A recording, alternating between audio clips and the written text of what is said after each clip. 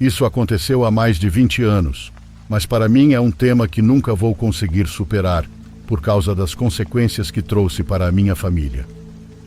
Em casa éramos 5, meus pais, eu e meus 2 irmãos mais velhos. Da minha infância, só tenho boas lembranças. Meus pais se amavam muito, e embora não tivéssemos muitos luxos, sempre havia pão na mesa, e às vezes conseguíamos ter algum pequeno lazer. Eu tinha acabado de completar 16 anos, quando uma das melhores amigas da minha mãe faleceu. Mais que uma amiga, ela a via como uma irmã. Ela tinha desenvolvido um caroço na garganta e nunca se recuperou. Essa senhora tinha uma filha da minha idade, e nós a chamávamos de Jaque, porque seu nome era Jaqueline. Ela e eu brincávamos muito, mas chegou um momento em que eu parei de andar com ela, porque ela gostava de me fazer se sentir inferior e isso acabou me cansando. Paramos de nos falar por um tempo, mas quando sua mãe morreu e a vimos no velório, eu a abracei de verdade. Tentei me colocar no lugar dela, pois eu não teria suportado um golpe como aquele. Jaque e sua avó, sua única parente na cidade, não se davam bem. Elas eram como água e óleo, brigavam o tempo todo. Em grande parte porque Jaque era muito rebelde e nunca deixou de insistir que tudo fosse feito à sua maneira. Em uma das discussões, ela veio até nossa casa e implorou, de joelhos, para que minha mãe a deixasse ficar por uns dias, porque não tinha mais para onde ir. Minha mãe aceitou, mas com a condição de que na manhã seguinte elas iriam conversar com a avó dela e resolver a situação entre elas. Quando o sol nasceu, minha mãe foi com ela falar com a avó, mas a senhora foi muito clara. Não a aceitaria de volta e não deu mais explicações. Mais uma vez, Jaque implorou para que minha mãe a deixasse ficar em nossa casa, prometendo que não causaria problemas e que de alguma forma contribuiria com as despesas. Tenho que reconhecer que isso foi verdade, ao menos nos primeiros 4 meses. Depois, ela começou a fingir desentendimento em relação às coisas. Meus irmãos a detestavam, mas eu sempre tentei me dar bem com ela, pois sentia apoio em várias ocasiões no início. Não só com minha mãe ou nas tarefas da casa, mas também na escola.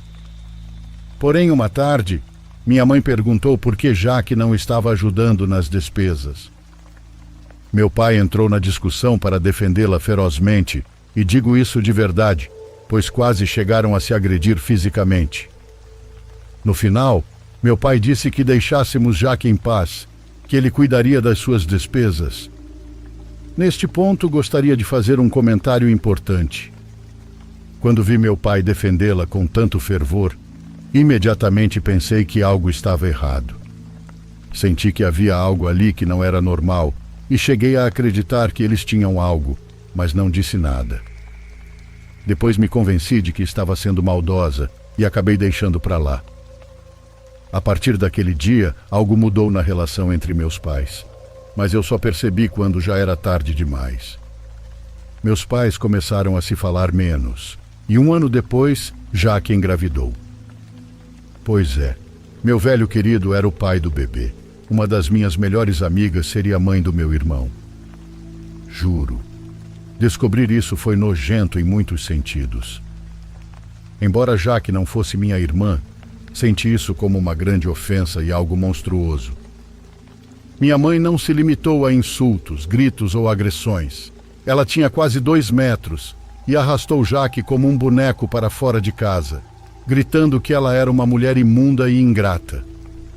Meus irmãos partiram para a agressão física contra meu pai. E bem, não entrarei em mais detalhes. Aquele dia, os 2 saíram de casa para nunca mais voltar. O primeiro mês após o descobrimento do caso, meu pai caiu em profunda depressão. Ele não queria sair da cama e mal comia. Eu tive que me encarregar de tudo e também deixei a escola. De uma hora para outra, minha família se desintegrou igualzinho um castelo de areia e minha vida mudou completamente. Bom, uma tarde fui recolher as coisas da Jaqueline e do meu pai para jogá-las fora. Enquanto limpava o guarda-roupa onde suas roupas estavam, Vi que Jaqueline tinha guardado vários sapos em frascos com clorofórmio, além de uma corda com cabeças de frango como as que vendem nos mercados. Isso me assustou muito, porque também havia um saco de lixo preto cheio de terra. Nesse momento da minha vida, eu não acreditava em bruxaria nem nada do tipo, mas ver essas coisas me gelou o sangue. Corri para o quarto do meu pai, onde ele dormia, e comecei a procurar qualquer coisa debaixo da cama e nos travesseiros, mas nada. Depois procurei nos sapatos, e foi ali que encontrei o que estava buscando. Havia umas botas que ele quase não usava, mas que eu lembrava bem porque ele as usou no dia da minha primeira comunhão. Dentro havia um sapo amarrado com um fio vermelho. O fio vermelho não parecia natural. Era como se estivesse cheio de sangue. O pobre animal estava quase seco e tinha 5 alfinetes cravados no peito. O sapo estava na bota esquerda, e na direita havia uma terra de cor muito escura e com um cheiro bem estranho. Não soube dizer se era terra de cemitério, mas minha mãe disse que sim. A terra estava misturada com um pó branco muito fino, e também havia outras coisas como sementes. Eu fiquei tão apavorada que não tive coragem de tocar em nada, apenas joguei tudo no chão. Corri para contar à minha mãe o que tinha encontrado e ela arregalou os olhos, pedindo para que eu a ajudasse a levantar, já que estava com o pé machucado. Quando ela viu o que estava no chão, pegou a vassoura, a pá e colocou tudo no mesmo saco de lixo que estava no quarto de Jaqueline. Depois pediu que eu fosse chamar meu irmão mais velho para levá-la de carro. Eu quis ir, mas minha mãe proibiu. Disse que coisas de bruxaria eram muito delicadas e eu era muito jovem. Era perigoso, pois eu poderia absorver o mal. Não sei com quem foram, mas quando voltaram minha mãe parecia diferente. Haviam feito uma limpeza nela com fogo, alho e ervas. A mulher a quem ela foi disse que Jaque havia amarrado meu pai para mantê-lo com ela, para que ele a sustentasse pelo resto da vida. Mesmo que ela o tratasse mal ou estivesse com outros homens, meu pai seria fiel até a morte. Esse foi o pacto que ela fez. O pó branco que encontramos eram os ossos moídos de um morto. Minha mãe implorou para que a mulher desfizesse o feitiço que prendia meu pai, mas a senhora foi muito clara. Aquele feitiço não podia ser desfeito. Primeiro, porque havia algo muito forte grudado ao meu pai, e segundo, porque Jaqueline ofereceu algo sagrado em troca do feitiço, a vida do filho que havia concebido com ele. Minha mãe também tinha absorvido parte do mal, mas as limpezas feitas nela naquela tarde foram suficientes para afastá-lo. Embora por algumas semanas ela precisasse se banhar com uma solução de flores e sais que deixava a água preta. Foi muito difícil ver essa situação, mas agradecemos que minha mãe tenha ficado bem no final. Meu pai e Jaqueline foram embora da cidade antes do nascimento do bebê. Devo confessar que naquela época não senti remorso pelo fato de que o bebê não sobreviveria, segundo a senhora disse para minha mãe. Mas ao longo dos anos me dei conta de que ele era meu irmão, mesmo que não tivesse sido concebido nas melhores circunstâncias. Isso aconteceu há muitos anos. Minha mãe já faleceu e, embora eu não tenha certeza, acho que meu pai também. Meus irmãos e eu ficamos profundamente marcados pelo que aconteceu. Nunca perdoamos meu pai e sei que talvez não tenha sido totalmente sua culpa. Às vezes penso que talvez pudéssemos ter feito algo mais por ele, lutado para tirá-lo das mãos daquela maldita mulher. Mas na época, a raiva nos dominou por completo. Queria compartilhar minha história, já que a bruxaria é um tema que ainda hoje me chama a atenção. Eu nunca acreditei nela, mas no fim, ela acabou com tudo o que um dia pensei ser um lar sólido.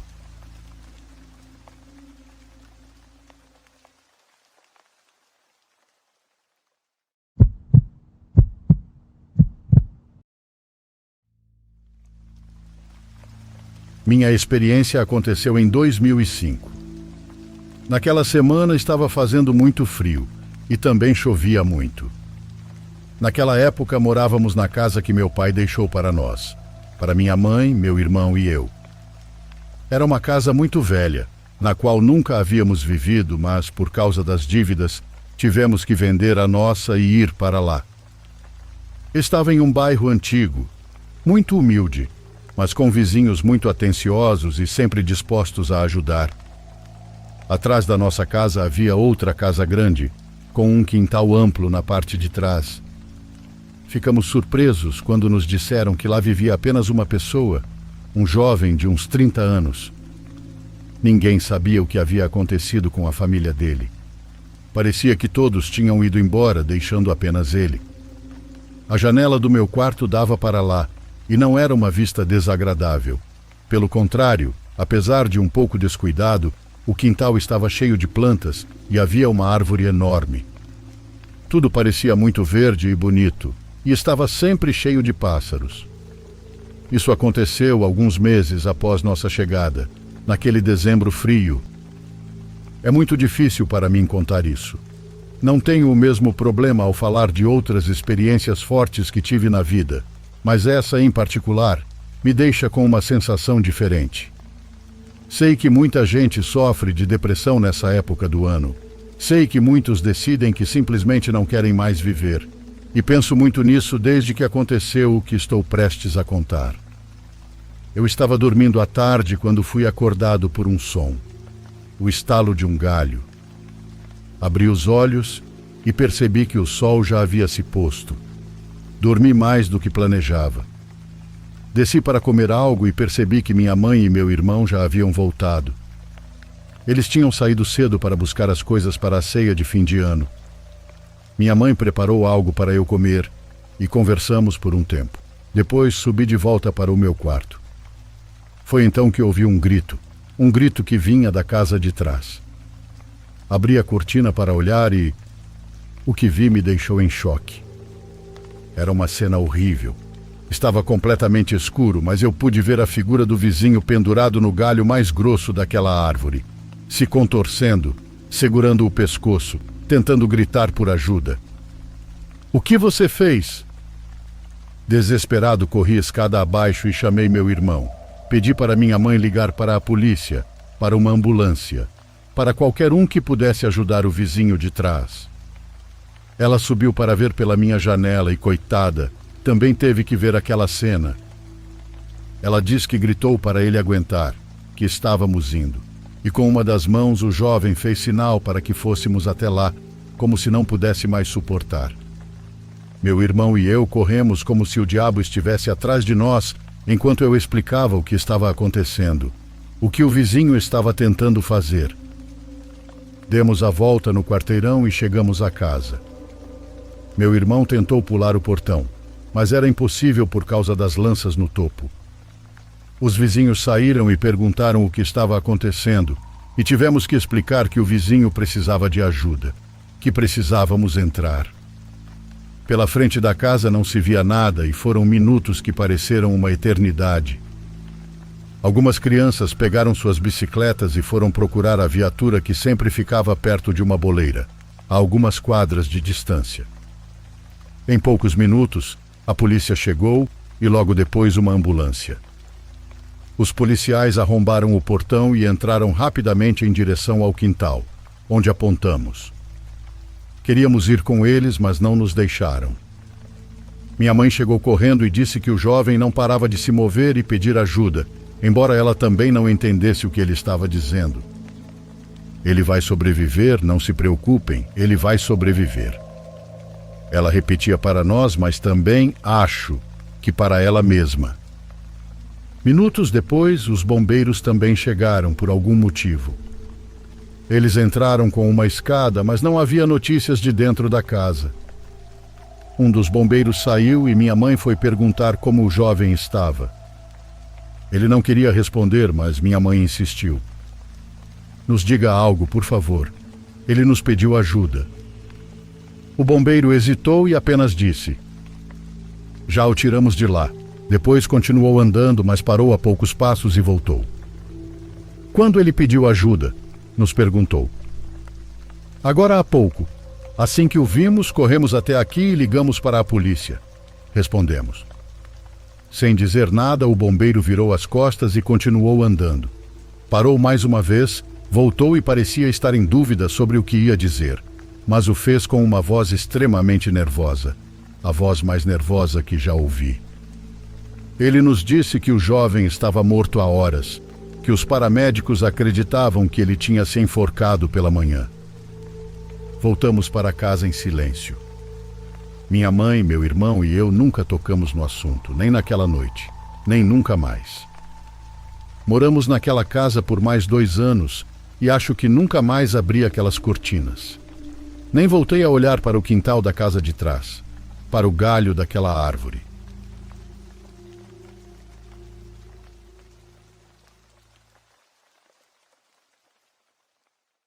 Por favor, curta e se inscreva se você estiver gostando. Agora continuamos.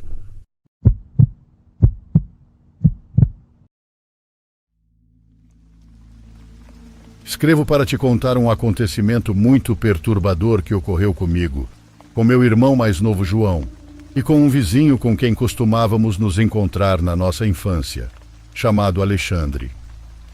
Tudo isso aconteceu na noite de 31 de outubro de 2006, e ainda me lembro como se fosse ontem. Dias antes, nossos pais nos disseram que haviam sido convidados para um casamento e nos perguntaram se queríamos ir ou se preferíamos ficar em casa sozinhos.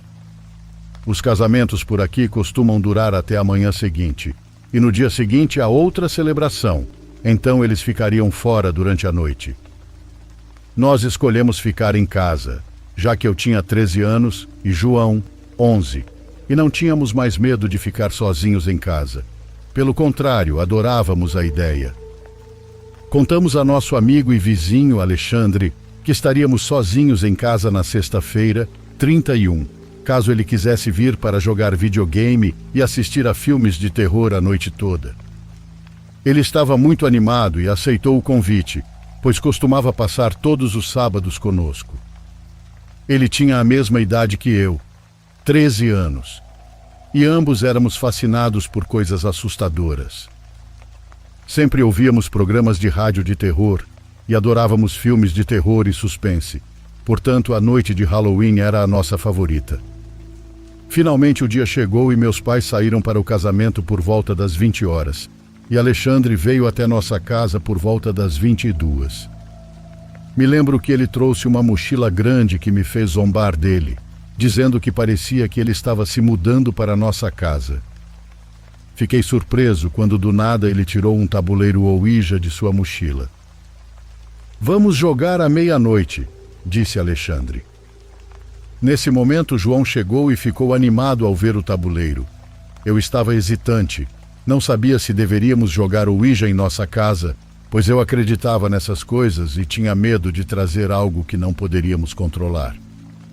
No entanto, Alexandre nos convenceu a jogar e eu cedi. Esperamos a meia-noite e Alexandre acendeu algumas velas explicando que todas as luzes da casa deveriam estar apagadas. Sentamos no chão da sala, no meio, e Xande nos disse o que fazer para que a tábua Ouija funcionasse. Ele já havia jogado antes com seu primo mais velho, que lhe ensinara como fazê-lo e disse que funcionou, que o tabuleiro se moveu sozinho e que enquanto jogavam, uma vela se apagou sozinha, sem vento. Começamos a jogar, mas no início nada aconteceu. Estávamos ficando desanimados, pois passou muito tempo sem nenhum movimento no tabuleiro. No entanto, de repente, o tabuleiro começou a se mover levemente e João e eu ficamos verdadeiramente emocionados. Mas nossos sorrisos logo se transformaram em expressões de horror. Xande fazia perguntas ao tabuleiro, pedindo para se manifestar de alguma forma, para que algo mostrasse sua presença. De repente, um vaso de flores que estava no centro da mesa de centro caiu no chão e se quebrou. Fora isso, as velas começaram a se apagar uma a uma. Minha hesitação voltou e meu irmão estava assustado. Ele nos pediu para parar, pois já tínhamos visto o suficiente. Ele tentou encerrar o jogo e acender a luz, mas não funcionavam. Nesse momento, o meu cachorro, que estava no quintal, começou a latir de forma perturbada e arranhava a porta querendo entrar. Ele nunca havia agido assim antes. Alexandre nos disse para não deixar o cachorro entrar, pois o que quer que estivesse conosco poderia machucá-lo. Assim ficamos sentados sem fazer nada, tentando encerrar o jogo. As luzes ainda não se acendiam. Meu cachorro não parava de latir e um odor fétido começou a tomar conta da casa, sem que soubéssemos de onde vinha. João quase vomitou e nós tampamos o nariz, pois o cheiro era insuportável. Eu abri as janelas, mas ao olhar para fora, percebi que as casas ao redor estavam vazias e a rua estava completamente escura, sem nenhum barulho, como se estivéssemos em outro lugar. Era estranho e perturbador. Eu disse a eles para verem, e meu irmão começou a ficar nervoso, respirando desesperadamente. Peguei o telefone para ligar para meus pais, mas não havia sinal. Naquela época não tínhamos celulares, então não podia pedir ajuda. Tentamos sair de casa, mas as portas estavam trancadas e não podíamos abri-las de forma alguma. Tentamos a porta dos fundos, onde meu cachorro estava, mas também estava trancada. Não tínhamos para onde fugir. As janelas tinham grades e estávamos presos dentro de casa. Eu tentava acalmar meu irmão, abraçando-o e dizendo que tudo ficaria bem, embora estivesse com medo. Enquanto isso, Xande tentava encerrar o jogo, mas as luzes ainda não se acendiam. Meu cachorro continuava a latir, querendo nos proteger. Então, de repente, ouvimos uma voz vinda de cima, do segundo andar. A voz se parecia com a da minha avó falecida, que dizia: "Juliano, não tenha medo. Estou aqui. Venha comigo." Meu irmão começou a chorar e eu sabia que não era a voz da minha avó. Era algo maligno que queria que eu subisse para o segundo andar. Eu gritei para que fosse embora, que nos deixasse em paz, e foi quando olhei para cima e vi uma garrafa de água benta no armário que minha mãe costumava guardar, um presente dado pelo padre da igreja. A agarrei sem olhar para trás, com medo de ver o que poderia estar lá. Joguei a água benta na direção da voz e os sons horripilantes que antes lembravam o choro de um porco sendo cruelmente machucado se intensificaram. Era como se alguém estivesse torturando um porco de forma cruel e o animal gritava incessantemente. Era o som mais assustador que já ouvi em minha vida. De repente, as luzes das velas se acenderam, os sons pararam e o odor fétido desapareceu. Meu cachorro parou de latir e finalmente parecia que tudo estava voltando ao normal. Nós nos levantamos do chão, olhando ao redor, mas não havia mais nenhum sinal do que tinha acontecido. Voltamos à sala, onde vimos o tabuleiro Ouija jogado no chão fora de sua caixa. Fui o primeiro a abrir a porta da frente e sair correndo com meu irmão. As ruas estavam iluminadas e podíamos ouvir música vindo de uma das casas. Tudo parecia normal, como se nada tivesse acontecido. Corremos até a casa do Alexandre e passamos a noite lá, com medo de voltar para casa. Liguei para meu pai do telefone dele e disse que ficaríamos lá para dormir. Não mencionamos nada do que aconteceu porque sabíamos que receberíamos uma grande reprimenda de nossos pais, que eram muito religiosos. Xande ficou com o tabuleiro Ouija, dizendo que não podia se livrar dele e que o devolveria ao seu primo para que ele fizesse o que quisesse. Essa noite escapamos de um terrível destino e não consigo deixar de pensar no que poderia ter acontecido se eu não tivesse encontrado a garrafa de água benta. Prometi a Deus que iria à igreja todos os domingos se nos salvasse daquela situação. Foi uma experiência que marcou a minha infância, algo que nunca esqueceremos. Essa história nos faz refletir sobre as brincadeiras que fazemos quando somos jovens e como podemos ultrapassar os limites, colocando-nos em situações perigosas. É bom ser fã do terror e de coisas assustadoras, mas quando ultrapassamos esses limites, coisas que não desejamos podem acontecer. Tenham cuidado e usem o bom senso ao se envolverem em jogos e situações de terror.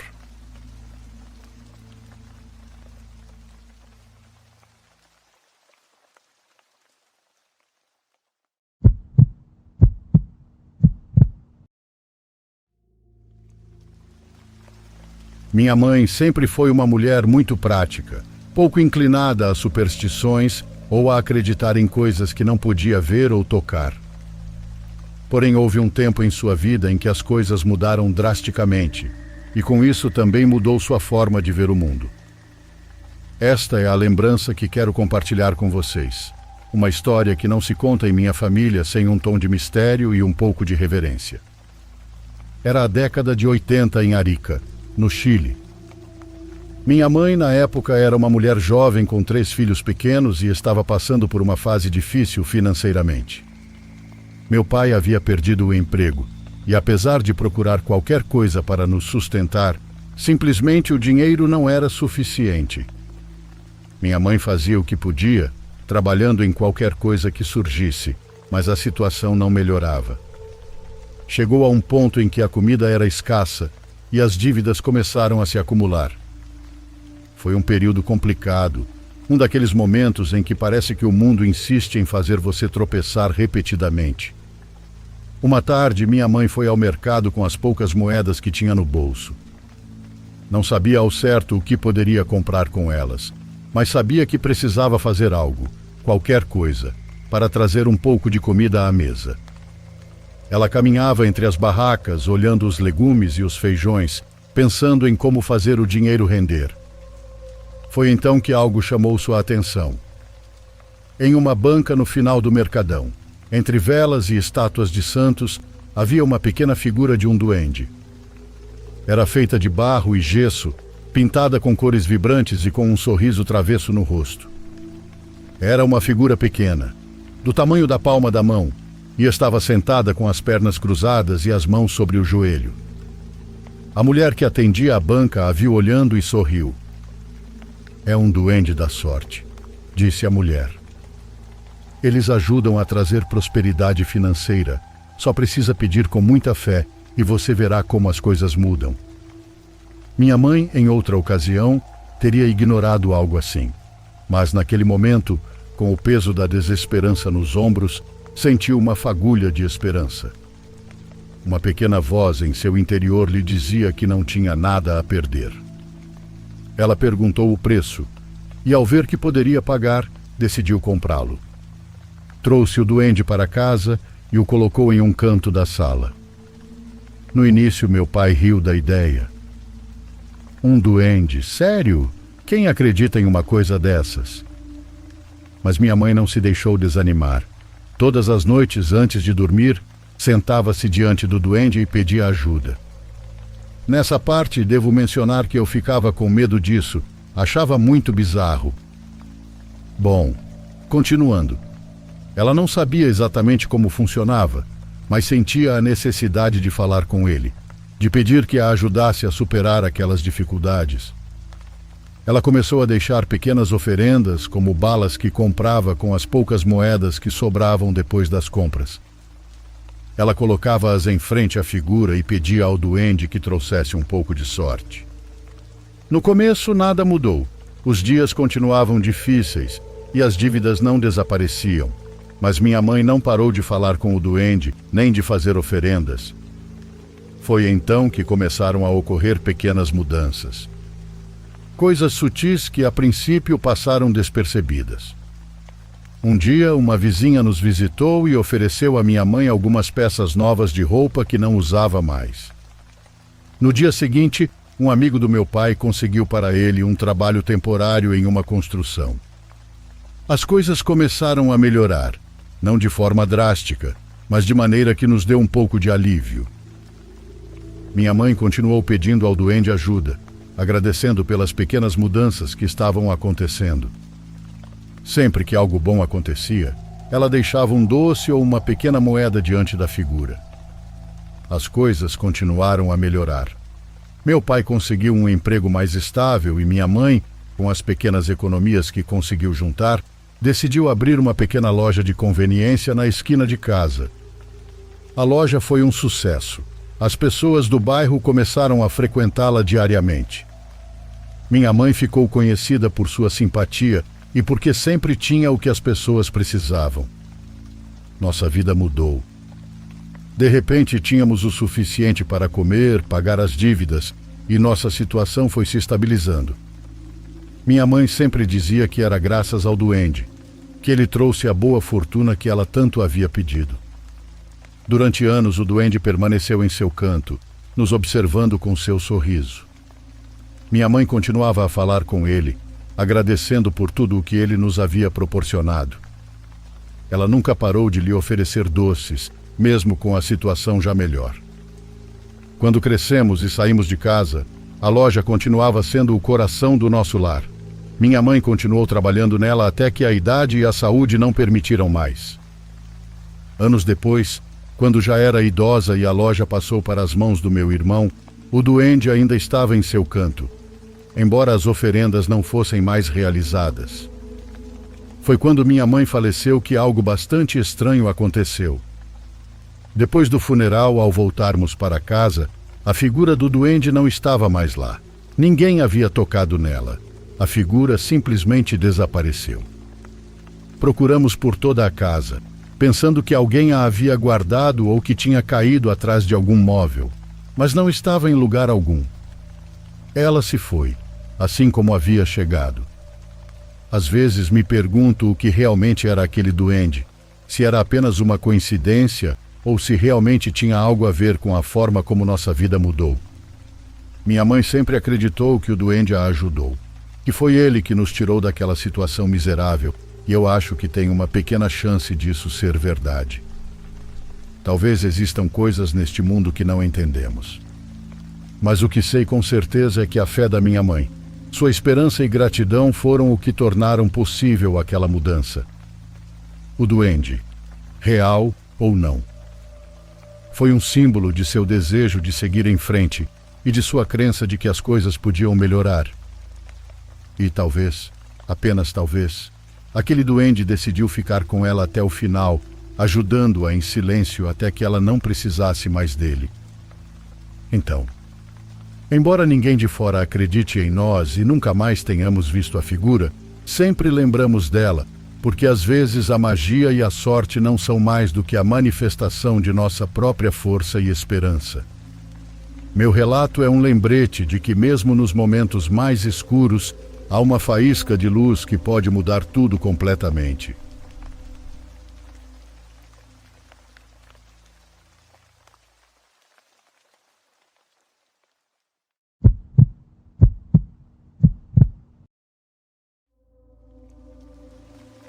No ano passado, passei as festas de fim de ano com a família da minha então namorada, em um vilarejo no estado de Minas Gerais. É uma família muito conservadora, mas naquele momento até tínhamos planos de casamento. Então fui com ela para passar o ano novo e conhecer o restante da sua família, já que eu só conhecia o irmão dela, que também morava na capital. Eles me receberam muito bem, foram muito gentis, mas não me deixaram dormir dentro da casa.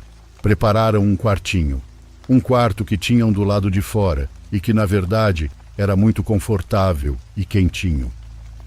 Não tinha do que reclamar. Contudo, não sei se por ser medroso ou por causa das histórias à noite, aquele lugar parecia verdadeiramente assustador. O vento soprava forte e batia direto ali, e eu sentia que soprava de forma diferente. Me sentia isolado, apesar de estar a apenas 30 metros da casa onde estavam minha namorada e toda a família dela. Eles me disseram que coisas estranhas aconteciam naquele quartinho, que ninguém conseguia passar uma noite completa ali. Achei que estavam dizendo isso só para me assustar, e sim, essa era a intenção. No entanto, algo realmente aconteceu comigo naquela noite, pouco antes da virada do ano. Lembro que fomos dormir cedo, porque todos estavam cansados e alguns chapados. Iríamos pela manhã a uma fazenda próxima para buscar algumas coisas e me incluíram em todos os planos, exceto no de dormir dentro da casa. Acordei por volta das 2:30 da manhã com uma vontade enorme de urinar, mas não queria ir até a casa para não fazer barulho, e o banheiro de fora, como já haviam me avisado, estava quebrado. Pensei que em algum momento teria que me levantar e decidi procurar um canto no quintal de onde não pudessem me ver da casa principal, caso alguém olhasse, embora fosse bem improvável a essa hora. Abri a porta e algo caiu, encostado nela. Era uma vassoura daquelas de casa que você compra no mercado, mas completamente destruída. Tinha menos fio que minha cabeça. A levantei, coloquei de volta no lugar e caminhei para os fundos da casinha. Entre as árvores vi a gata da minha sogra. Um animal enorme e muito carinhoso, mas naquele momento me ignorou. Me preparei para fazer o que precisava quando, ao fundo, não sei se ainda dentro do terreno ou além da cerca de arame farpado, vi uma mulher andando. Pensei que provavelmente era alguém da família que não conseguia dormir e quase fiz xixi naquela direção. Corri de volta para o quartinho, esperando que ela não tivesse me visto. Decidi esperar um tempo antes de sair de novo, mas acabei adormecendo. Quando a vontade, agora muito mais urgente, me acordou, já devia ter passado 1 hora. Abri a porta e a vassoura caiu de novo, como se tivesse sido recostada ali novamente. A levantei, coloquei de volta no lugar e fui para os fundos da casinha. Novamente vi a gata da família passar por mim, me ignorando como da primeira vez.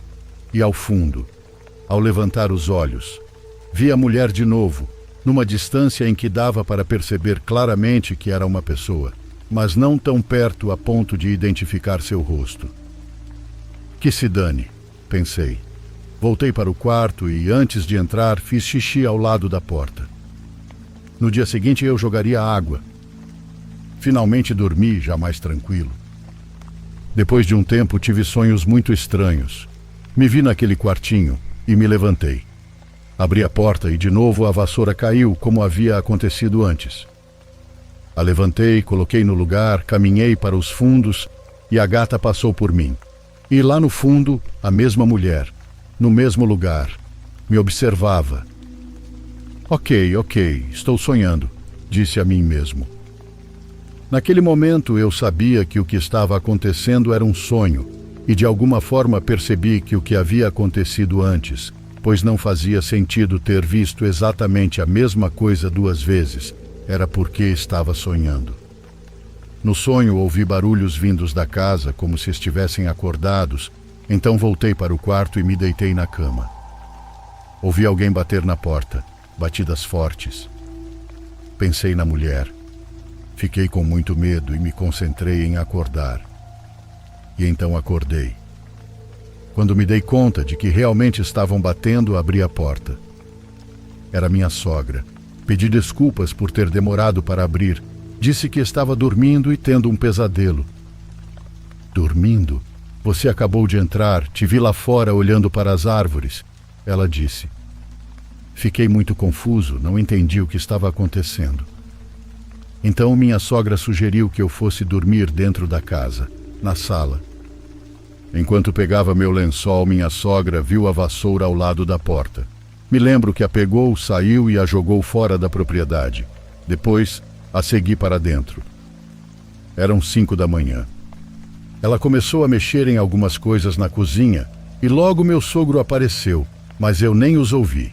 Dormi. Dormi como não havia conseguido desde que cheguei lá. A partir desse dia, me deixaram dormir no sofá e eu nunca entendi o porquê. Também não me deixaram mais ficar sozinho, nem por um momento pelo resto dos meus dias lá. Porém, ninguém me disse nada. Ninguém me explicou o que aconteceu. Sinto que havia algo que não me contaram.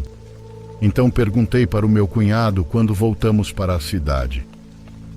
Você que não acredita nas coisas estranhas em que sua irmã e sua família acreditam, me diz, sem rodeios, o que foi que aconteceu? Ele respondeu: Nada. Nada que eu possa te dizer. Ele disse, enquanto tocava minha testa com o dedo. Insisti para que ele me contasse, mas o filho da mãe até hoje não me disse nada, então nunca soube o que realmente aconteceu.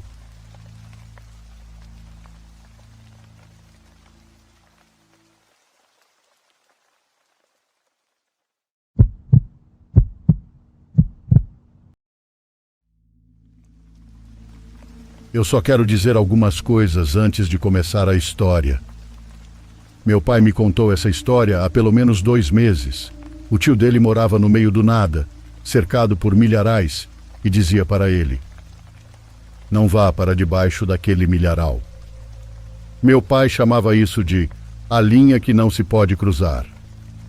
A família do meu pai nunca teve dinheiro para nada. Eles costumavam visitar parentes com frequência, já que não podiam pagar por outras coisas.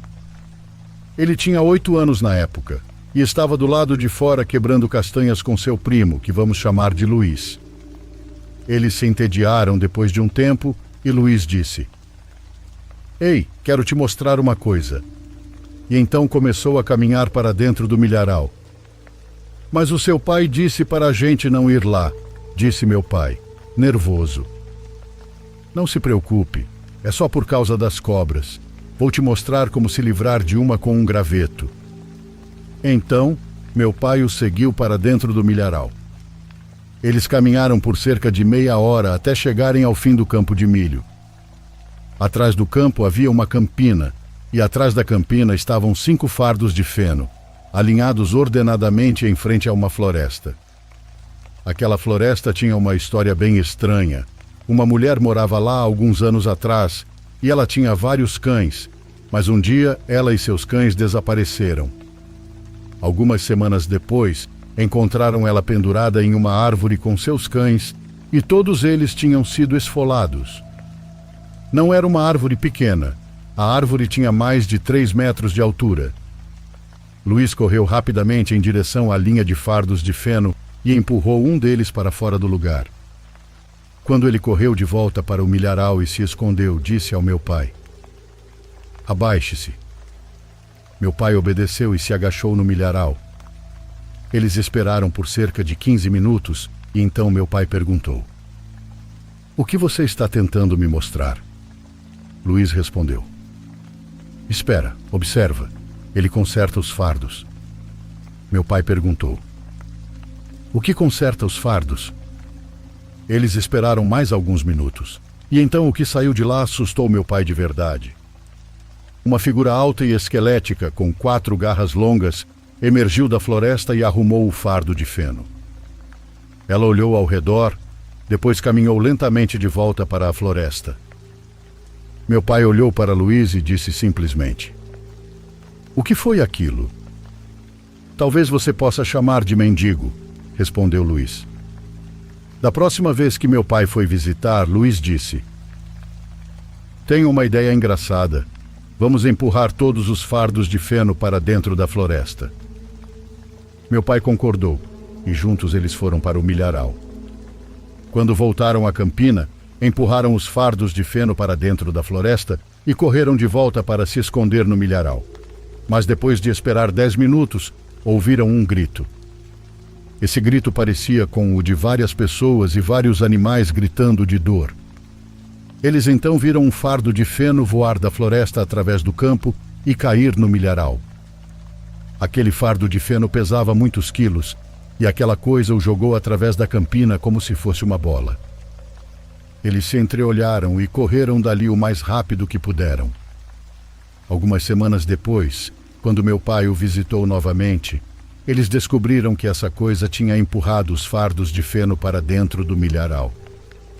Alguns anos depois, Luiz e sua família se mudaram de lá. Nem meu pai, nem Luiz nunca mais viram aquela coisa novamente. Mas minha família já passou por outras coisas paranormais. Então fique atento para essas histórias. Espero que isso sirva de lição para os engraçadinhos. Se você der de cara com o território de algo que está além do natural, é melhor deixar isso quieto.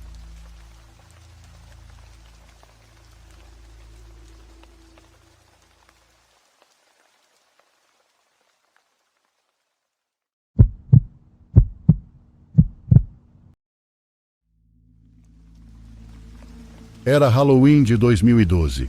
Nessa época, meus pais ainda estavam juntos e não tinham se divorciado. Então, meus irmãos e eu ficávamos todos juntos. Mas a minha família tinha uma regra. Metade de nós ia com ela e a outra metade ia com o meu pai. Tenho 5 irmãos, mas minha irmã mais nova ainda não tinha nascido. Então éramos só nós 4. Minha irmã, que era cerca de 3 anos mais nova que eu, foi comigo e com meu pai, enquanto meu irmãozinho e minha outra irmã foram com minha mãe. Meu pai planejou nos levar para pedir doces em uma área diferente, que tinha casas maiores. Eu liguei para alguns amigos para ver se alguém queria ir com a gente. A maioria não pôde ir, mas uma amiga, Aubrey, disse que poderia. Então meu pai pegou ela na casa dela e fomos para um bairro grande, cheio de casas bonitas, diferente da minha. As ruas estavam cheias de casas decoradas e Aubrey e eu nos afastamos um pouco enquanto meu pai ficava com minha irmã. Eu estava cheia de energia e às vezes corria na frente, deixando minha amiga para trás, porque queria pegar mais doces e visitar todas as casas antes que o Halloween acabasse. No meio da coleta de doces, Aubrey e eu caminhamos tanto que não havia mais crianças ao nosso redor. Estávamos conversando sobre a escola e o que planejávamos fazer com todos os doces que tínhamos coletado, coisas aleatórias assim. Uns 7 minutos depois, ouvimos um som estranho de arranhado, como se algo estivesse sendo arrastado no chão. Era alto o suficiente para chamar nossa atenção. Nos viramos e vimos uma pessoa em uma fantasia assustadora de palhaço, segurando uma faca que no momento achávamos ser de mentira. Estávamos no meio da rua e, embora não tivéssemos certeza do que estava acontecendo, começamos a nos sentir desconfortáveis. Sempre tive medo de palhaços. Então, rapidamente acelerei o passo e Aubrey me seguiu logo atrás. A rua estava muito silenciosa e percebemos que estávamos bem longe de outras crianças, o que tornava tudo ainda mais perturbador. Continuávamos olhando para trás para ver o palhaço. Depois de uns 30 segundos, ele parou de andar e simplesmente ficou ali parado, olhando para nós. Decidimos que deveríamos encontrar meu pai e então olhamos para o palhaço mais uma vez e, de repente, ele começou a correr em nossa direção a toda velocidade.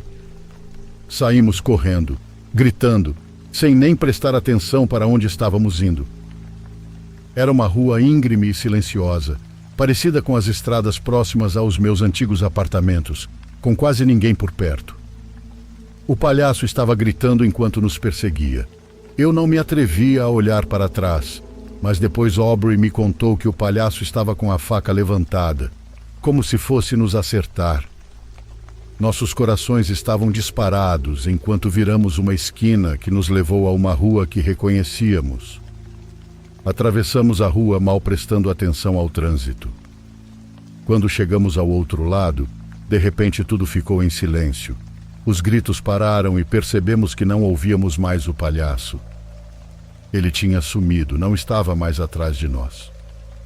Depois de correr por um tempo, finalmente encontramos meu pai e contamos tudo para ele.